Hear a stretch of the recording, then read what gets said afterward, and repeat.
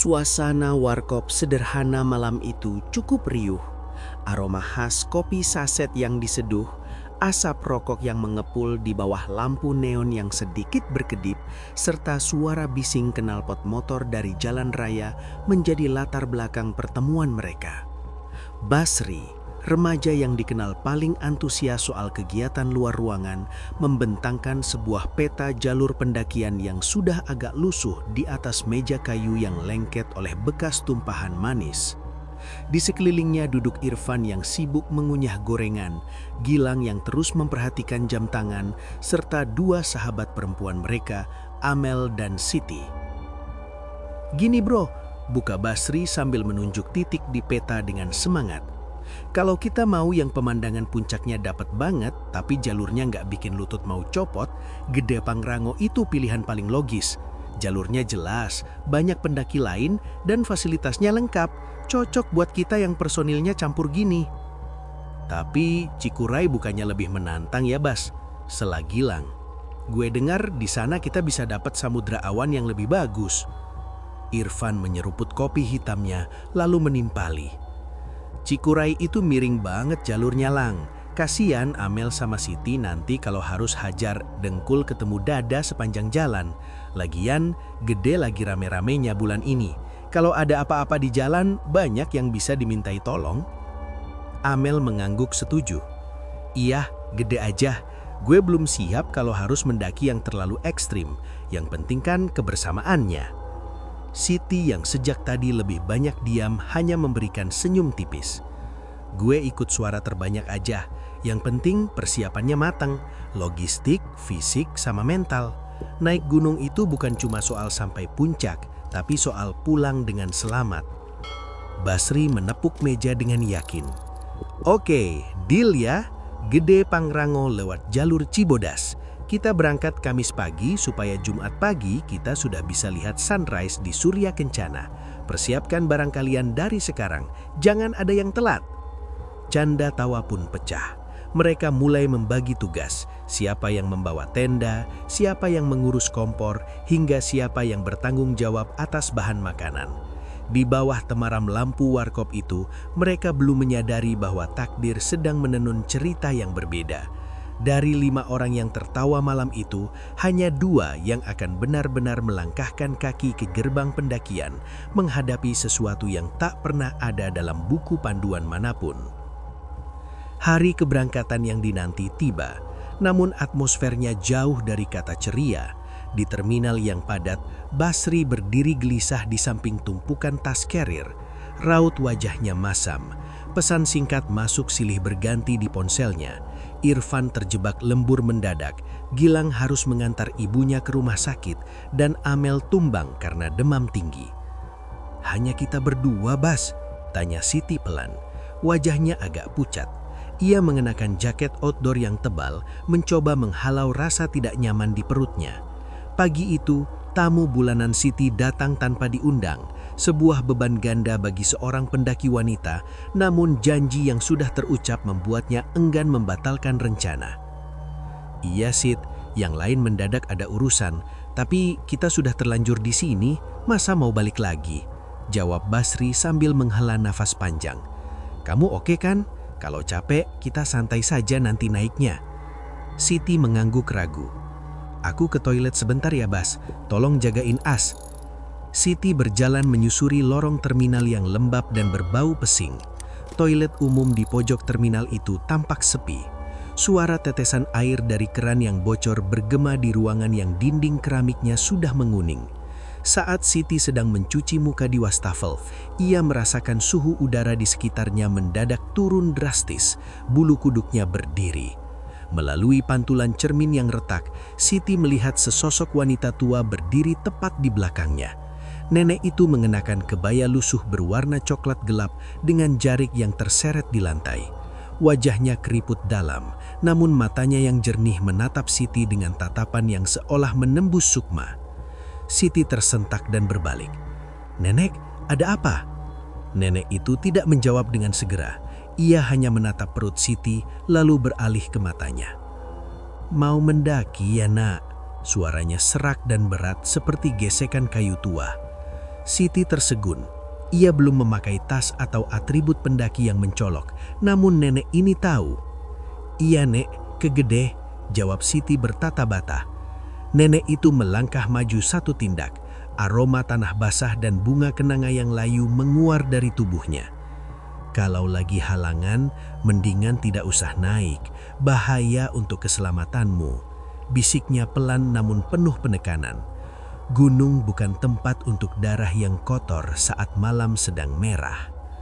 Siti terdiam 1000 bahasa. Jantungnya berdegup kencang. Ia menunduk sebentar, mencoba mencerna kata-kata itu. Namun ketika ia mendongak kembali untuk bertanya apa maksud malam sedang merah, nenek itu sudah tidak ada. Siti segera berlari keluar, menoleh ke kiri dan ke kanan, namun lorong toilet itu kosong melompong. Hanya ada suara angin yang bersiul melewati celah ventilasi. Siti kembali ke tempat Basri dengan nafas tersengal. "Kenapa, Sit? Kok kayak habis lihat hantu?" tanya Basri heran. Siti menggeleng-geleng kuat-kuat. Ia menyimpan ketakutannya sendiri. Di pikirannya hanya ada satu hal. Ia sudah berjanji dan ia tidak ingin mengecewakan Basri yang sudah bersusah payah menyiapkan semuanya. Namun di kejauhan, awan hitam mulai berkumpul di atas puncak gunung, seolah menyambut kedatangan mereka dengan rahasia yang kelam. Bus yang mereka tumpangi berhenti di pertigaan Cibodas saat matahari mulai tergelincir ke ufuk barat, menyisakan semburat jingga yang tampak memar di langit. Basri dan Siti turun dengan beban carrier yang berat di pundak. Udara pegunungan yang biasanya segar, kali ini terasa membawa kelembapan yang ganjil. Mereka berjalan menuju kantor resort atau pos registrasi pendakian. Langkah kaki mereka bergema di jalanan aspal yang sepi. Biasanya, tempat ini dipenuhi pendaki yang sedang mengepak barang atau sekadar mengobrol. Namun sore itu, suasana terasa mati. Pintu kantor registrasi terbuka sedikit, memperlihatkan cahaya lampu kuning temaram dari dalam. Basri mengetuk meja kayu di depan petugas yang sedang menulis sesuatu di buku besar. Petugas itu, seorang pria paruh baya dengan seragam hijau kusam, mendongak. Matanya tampak lelah dan sedikit terkejut melihat kehadiran mereka. "Hanya kalian berdua?" tanya petugas itu dengan suara berat. "Iya, Pak, yang lain batal berangkat," jawab Basri sambil menyodorkan surat izin masuk kawasan konservasi atau SIMAKSI dan kartu identitas mereka. Petugas itu memeriksa dokumen dengan perlahan, lalu beralih menatap Siti, kemudian ke arah jam dinding yang berdetak nyaring. "Kalian tahu hari ini hari apa?" Basri mengernyitkan dahi. "Kamis, Pak. Kenapa?" "Hari ini Kamis Wage. Nanti malam masuk malam Jumat Kliwon." Petugas itu menghela napas, jemarinya mengetuk-ngetuk meja. Biasanya banyak yang menghindari naik di hari seperti ini, dan dari catatan saya, tidak ada pendaki lain yang naik lewat jalur ini sejak pagi tadi. Jalur ini hanya milik kalian berdua malam ini. Siti merasa darahnya berdesir hebat. Kata-kata nenek di terminal tadi pagi kembali terngiang di kepalanya. "Kosong sama sekali, Pak?" tanya Siti memastikan. "Kosong. Ada rombongan di atas, tapi mereka sudah di puncak atau di Surya Kencana sejak kemarin dan kemungkinan turun lewat jalur berbeda. Jadi dari bawah sini sampai nanti bertemu pos atas, kalian tidak akan punya teman. Pesan saya, jangan bicara sembarangan. Kalau dengar suara, jangan menoleh. Kalau merasa ada yang mengikuti, jangan berhenti mendadak." Basri mencoba tertawa kecil untuk mencairkan suasana. "Siap, Pak, kami sudah sering naik gunung kok, tenang saja." Namun saat mereka melangkah keluar dari kantor menuju pintu rimba, petugas itu memanggil sekali lagi. "Neng." Ia menatap Siti dengan tatapan memperingatkan. "Kalau sedang tidak bersih, jaga hati, jangan melamun." Siti hanya mengangguk kaku. Di depan mereka, gerbang hutan gede Pangrango berdiri tegak, gelap dan seolah siap menelan siapapun yang masuk ke dalamnya. Bau tanah basah dan aroma pepohonan yang membusuk tercium kuat. Begitu mereka melewati batas hutan, suhu udara turun drastis, dan suara bising kendaraan di kejauhan menghilang seketika, digantikan oleh kesunyian yang mencekam. Hanya ada suara gesekan ranting dan langkah kaki mereka yang mulai memasuki wilayah kekuasaan yang lain. Langkah kaki Basri dan Siti mendarat di jalur tanah yang mulai menanjak. Cahaya dari headlamp mereka memotong kegelapan, menciptakan lingkaran cahaya kecil yang bergoyang seiring gerakan tubuh. Di luar lingkaran itu, hutan tampak seperti tembok hitam yang tak tertembus. Siti berjalan di depan, sesuai instruksi Basri agar ia bisa terus mengawasinya. Namun setiap beberapa menit, Siti merasa ada yang aneh. Suasana di pos 1 menuju pos 2 terasa sangat berat, seolah-olah udara di sekitar mereka menebal. "Bas, kamu dengar itu?" bisik Siti tiba-tiba berhenti. Basri ikut mematikan langkahnya.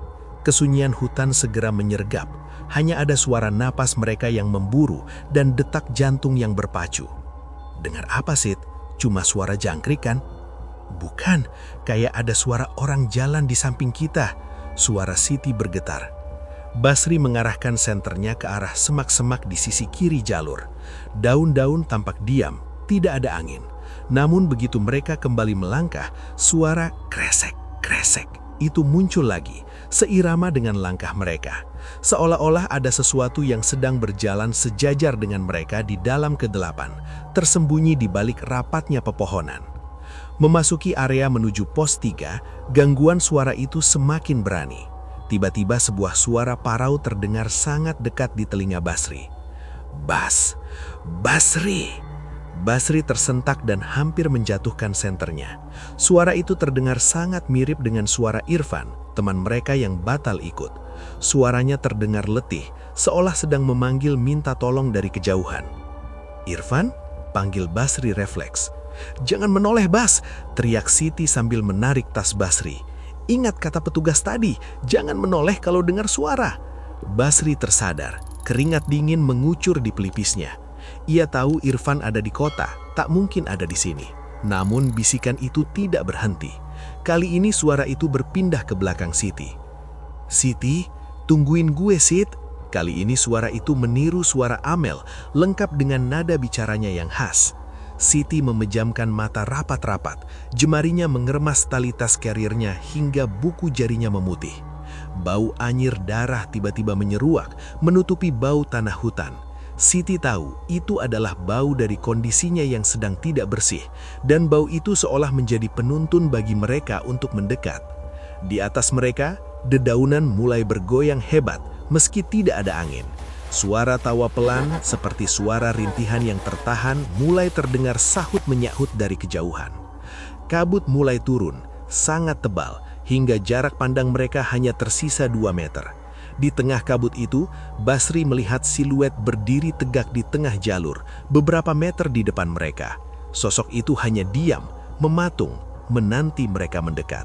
Kabut yang turun di antara pos 3 dan pos 4 terasa berbeda. Lebih dingin, lebih pekat, dan seolah memiliki berat yang menekan dada.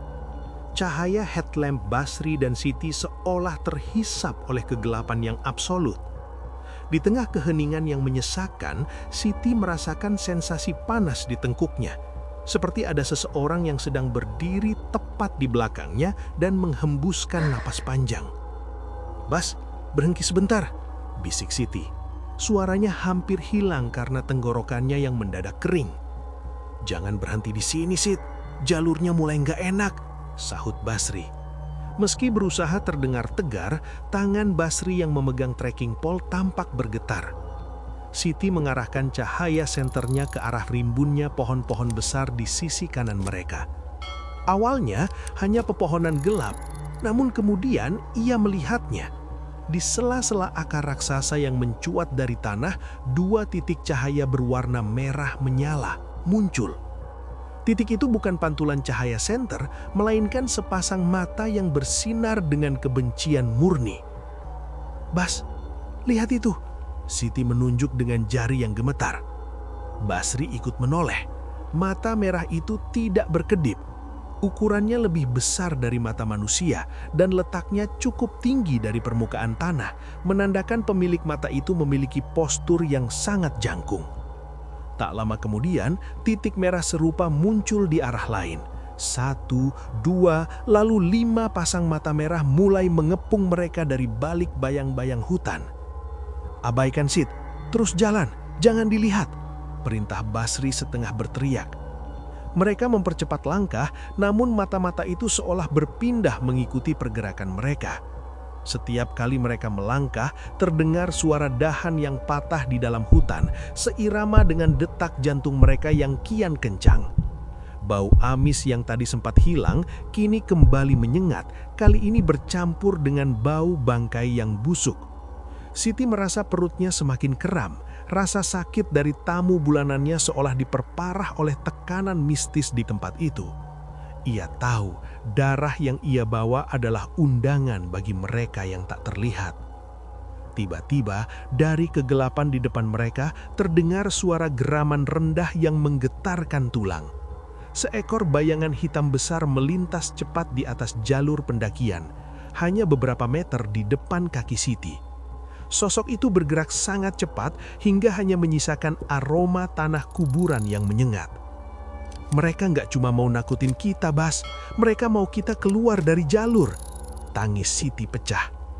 Basri segera meraih tangan Siti, menggenggamnya erat. Jangan melamun, fokus ke langkah kaki aku. Kita nggak boleh pisah. Di tengah keputusasaan itu, mereka melihat tanda arah pos 4. Namun anehnya, tulisan di papan kayu itu tampak terbalik dan berlumuran cairan hitam yang masih basah.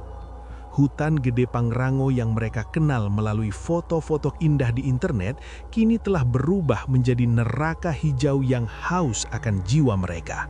Langkah kaki Basri dan Siti semakin berat, bukan hanya karena beban tas carrier, tetapi karena tekanan udara yang terasa semakin pekat dan menyesakan. Jalur menuju pos 5 terasa sangat panjang, seolah-olah tanah yang mereka injak memanjang secara gaib. Di tengah kelelahan itu, Siti tiba-tiba merasakan sesuatu yang dingin jatuh menetes di bahunya. Ia mengira itu hujan, namun saat jemarinya menyentuh cairan itu, baunya sangat anyir, kental, dan merah. "Bas, ada yang netes," Siti berbisik dengan suara yang nyaris hilang. Basri secara refleks mengarahkan senter kuatnya ke atas, menembus rimbunnya dedaunan pohon besar yang dahannya melintang tepat di atas jalur mereka. Cahaya senter itu menangkap sesuatu yang membuat jantung mereka seakan berhenti berdetak. Di atas dahan itu, sesosok wanita dengan gaun putih yang sudah sangat kusam dan compang-camping sedang duduk berayun-ayunan. Kakinya yang pucat kebiruan menjuntai ke bawah, berayun pelan mengikuti irama angin yang tak terasa.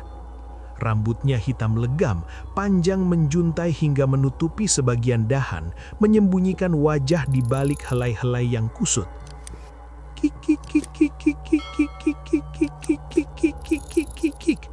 Suara tawa kecil yang melengking itu pecah, getarannya terasa hingga ke dalam gendang telinga Siti. Sosok itu perlahan memiringkan kepalanya.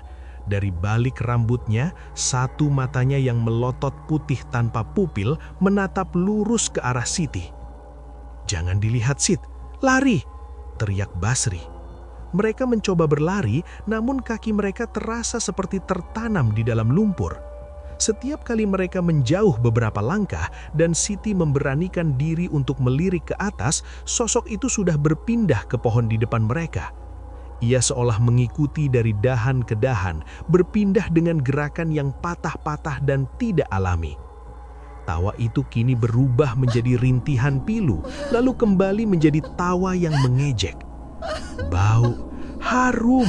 Bisikan itu terdengar di sela-sela tawa si penghuni pohon, merujuk kepada kondisi Siti yang sedang tidak suci. Siti menangis histeris. Ia menutup telinganya dengan kedua tangan, namun suara tawa itu seolah bergema langsung di dalam kepalanya. Basri terus menarik tangan Siti, menyeretnya melewati akar-akar pohon yang menonjol seperti tulang-tulang raksasa. Tiba-tiba, kain putih dari dahan atas menjuntai turun, nyaris mengenai wajah Siti. Bau bunga melati yang sangat busuk, seperti bunga yang sudah membusuk di atas kuburan, memenuhi paru-paru mereka. Di saat itulah mereka menyadari bahwa mereka tidak lagi berada di jalur pendakian yang benar. Di sekeliling mereka, pohon-pohon tampak tumbuh lebih rapat dan jalan setapak yang tadi mereka ikuti telah lenyap, digantikan oleh hamparan semak berduri yang tampak seperti tangan-tangan hitam yang siap mencengkeram. Lari dari teror di atas dahan pohon membuat napas Basri dan Siti tersengal-sengal. Paru-paru mereka terasa terbakar oleh udara gunung yang semakin tipis dan dingin. Mereka kini berada di area yang didominasi oleh pepohonan besar dengan batang-batang yang lurus dan tinggi. Namun, bukannya merasa aman karena jalur tampak lebih terbuka, Siti justru merasa ada sesuatu yang salah dengan cara pohon-pohon itu berdiri. "Bas, berhenti. Aku tidak kuat lagi," rintih Siti sambil memegangi perutnya yang semakin melilit. Keringat dingin membasahi seluruh tubuhnya, meski suhu di sekitar mungkin sudah di bawah 10 derajat Celcius. Basri menyapukan senternya ke sekeliling untuk mencari tempat datar guna beristirahat sejenak. Namun saat cahaya lampu menyentuh sebuah pohon pinus besar sekitar 10 meter di depan mereka, jantungnya seolah berhenti berdetak. Di balik batang pohon itu, sebuah kepala dengan kain kafan yang kotor berlumuran tanah nampak mengintip. Sosok itu tidak bergerak sama sekali. Wajahnya yang terlihat dari balik ikatan tali di kepala tampak sangat gelap, keriput, dengan lubang mata yang kosong namun seolah memancarkan tatapan dingin yang menusuk.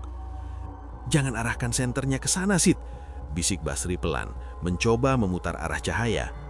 Namun rasa penasaran yang mencekam justru membuat Siti ikut menoleh.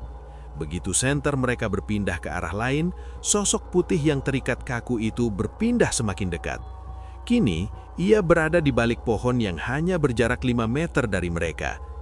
Aroma tanah makam yang baru digali mendadak menyeruak kuat. Siti melihat ikatan kain di atas kepala sosok itu sedikit bergoyang, diikuti suara gesekan kain kafan yang kering di atas tanah. Srek, srek. "Dia mendekat, Bas. Dia tidak melompat.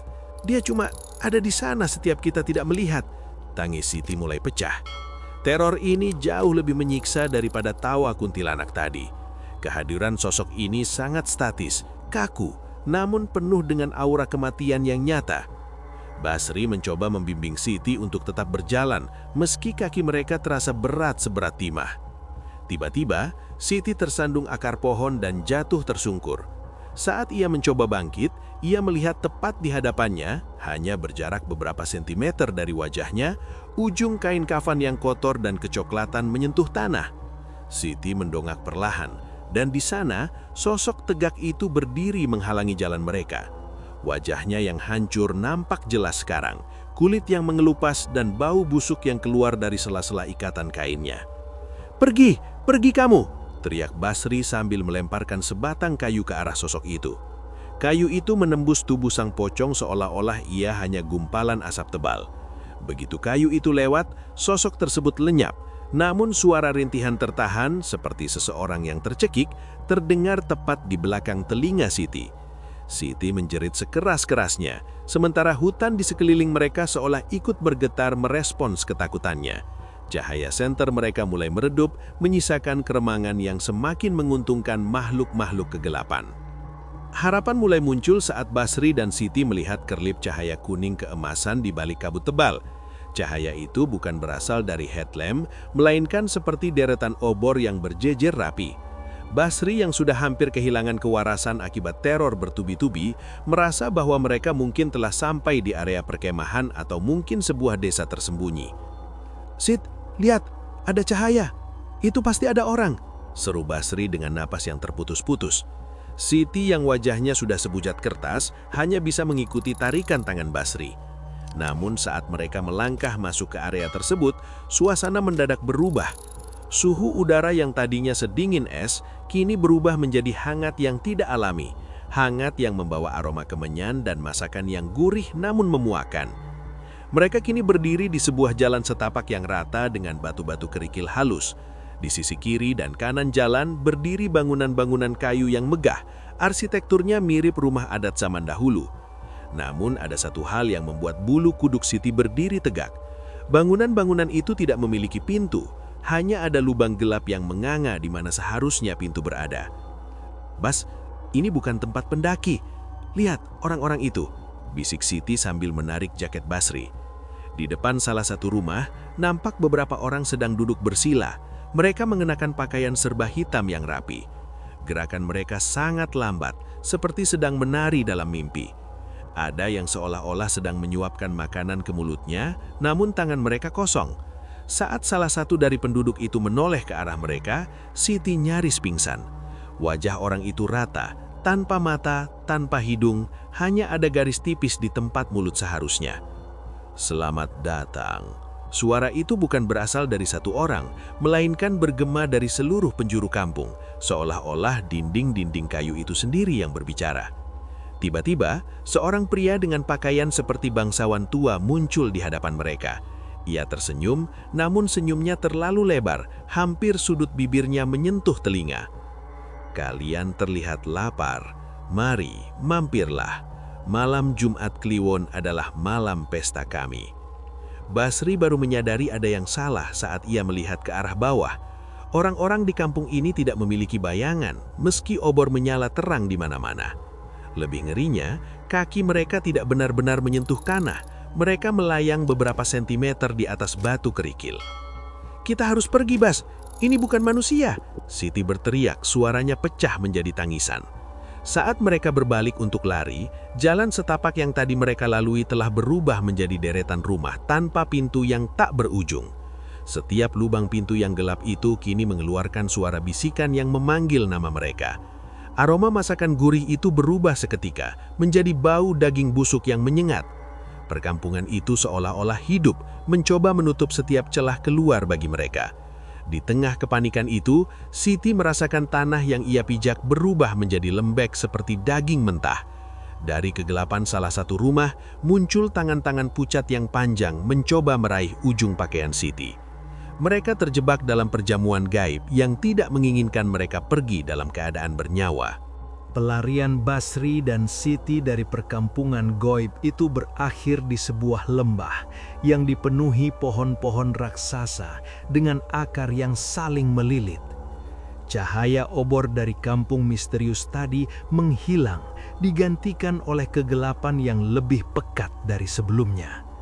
Suasana mendadak hening, keheningan yang mematikan karena bahkan suara serangga hutan pun tak terdengar.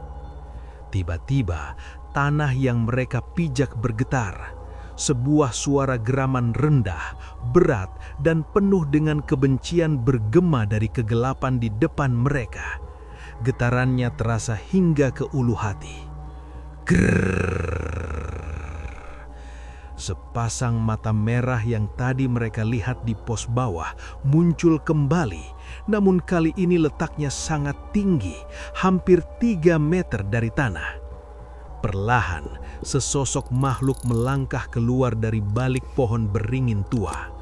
Makhluk itu sangat besar, tubuhnya dipenuhi bulu hitam lebat yang kaku seperti ijuk. Kulitnya yang terlihat di sela-sela bulu tampak hitam legam dan bersisik kasar. "Bas, itu apa?" Siti bertanya dengan suara yang nyaris tak terdengar. Ia lumpuh karena ketakutan. Makhluk itu menyeringai, memperlihatkan barisan gigi taring yang panjang, kuning, dan berlumuran cairan kental. Bau busuk yang luar biasa, campuran antara bangkai binatang dan keringat yang mengendap ratusan tahun memenuhi udara. Inilah sosok yang oleh penduduk lokal disebut sebagai penguasa kegelapan hutan. "Lari, Sid! Jangan lihat ke belakang!" teriak Basri sambil mendorong Siti. Namun, makhluk itu bergerak dengan kecepatan yang tak masuk akal untuk ukurannya yang besar. Dengan satu kibasan tangan panjangnya yang berkuku tajam, ia menghantam sebuah pohon pinus hingga tumbang, hampir menimpa Basri. Suara dentuman pohon yang patah menggelegar di seluruh lembah. Siti berlari babi buta ke arah yang ia pikir adalah jalur pendakian, namun kram di perutnya semakin menjadi. Darah yang mengalir dari tubuhnya seolah membuat makhluk itu semakin ganas. Makhluk berbulu itu terus mengejar. Setiap langkahnya membuat tanah berdenyut. "Kalian tidak akan pulang," Sebuah suara berat dan serak, seperti suara batu yang bergesekan keluar dari mulut makhluk itu. Dalam kepanikan luar biasa, Basri mencoba mengalihkan perhatian makhluk itu dengan melemparkan tasnya. Namun, makhluk itu hanya sekali pukul, mementalkan tas tersebut hingga hancur. Basri terlempar ke arah sebuah pohon besar dan kepalanya terbentur akar, membuatnya setengah sadar. Siti yang melihat Basri terjatuh, terus berlari tanpa arah. Ia tak lagi peduli pada jalur. Ranting-ranting pohon menggores wajah dan tangannya, namun ia terus memacu kakinya hingga tiba di sebuah tepian gelap. Di belakangnya, makhluk itu berdiri tegak, bayangannya menutupi tubuh Siti yang mungil. Malam itu seolah tak kunjung usai. Fajar yang mereka nantikan seakan disembunyikan oleh kekuatan gaib makhluk tersebut. Siti berdiri di tepi jurang, di antara pilihan jatuh ke dasar yang gelap atau dicengkram oleh kuku-kuku hitam makhluk itu. Di tengah keputusasaan, Siti hanya bisa memanggil nama Tuhan sebelum kesadarannya mulai memudar dan semuanya menjadi hitam. Sinar matahari pagi pertama mulai menembus kanopi hutan gede Pangrango yang rapat, memecah kabut tebal yang menyelimuti pegunungan sejak semalam. Namun, bagi Basri dan Siti, waktu seolah berhenti di titik paling gelap. Suara peluit tim SAR terdengar bersahutan di kejauhan, memecah kesunyian hutan yang masih menyisakan aura mencekam. Petugas pos registrasi yang merasa ada yang tidak beres sejak keberangkatan mereka, akhirnya memutuskan untuk mengirim tim pencari sesaat setelah fajar menyingsing. "Di sini, saya menemukan sesuatu!" teriak salah satu tim SAR. Di bawah sebuah pohon beringin raksasa yang akarnya melilit seperti jemari raksasa, mereka menemukan Basri. Kondisinya mengenaskan. Ia tergeletak tanpa sadar dengan luka di kepala yang sudah mengering. Tubuhnya meringkuk, namun anehnya, ia ditemukan di area yang seharusnya tidak terjangkau hanya dengan berjalan kaki biasa dalam waktu 1 malam. Ia seperti dipindahkan oleh sesuatu ke dasar lembah yang paling dalam. "Basri selamat! Cepat, cari pendaki satu lagi!" perintah komandan tim SAR. Pencarian berlanjut selama 30 menit yang menegangkan. Hingga akhirnya, seorang relawan melihat jaket berwarna cerah di tepian sebuah jurang yang curam. Itu Siti. Posisinya sangat berbahaya. Ia bersandar pada sebatang dahan rapuh tepat di bibir jurang. Sedikit saja ia bergerak atau jika angin bertiup kencang, ia akan jatuh ke kedalaman ratusan meter di bawahnya. Siti ditemukan dalam keadaan mata terbuka namun kosong. Ia terus menggumamkan kata-kata yang sulit dimengerti, seolah sedang berbicara dengan seseorang yang tak terlihat.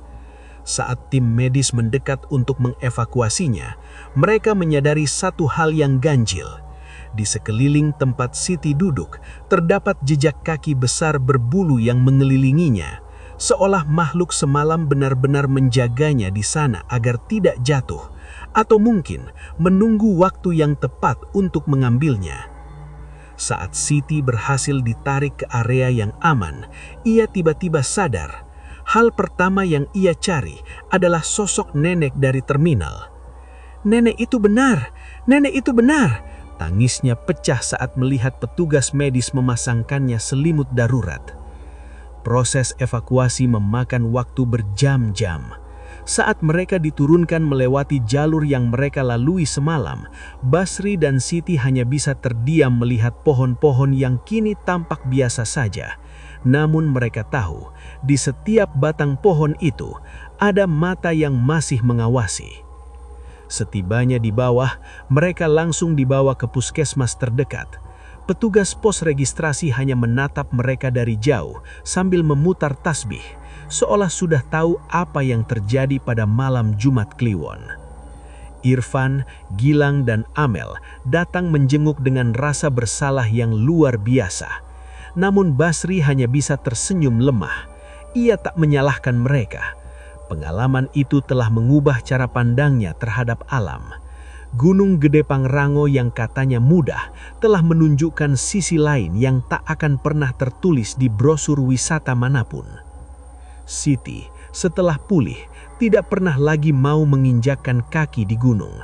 Ia seringkali terbangun di malam hari, merasa mencium bau tanah makam dan melihat sepasang mata merah mengintip dari balik jendela kamarnya. Baginya, pendakian itu belum benar-benar berakhir. Sesuatu dari malam itu mungkin masih mengikutinya pulang.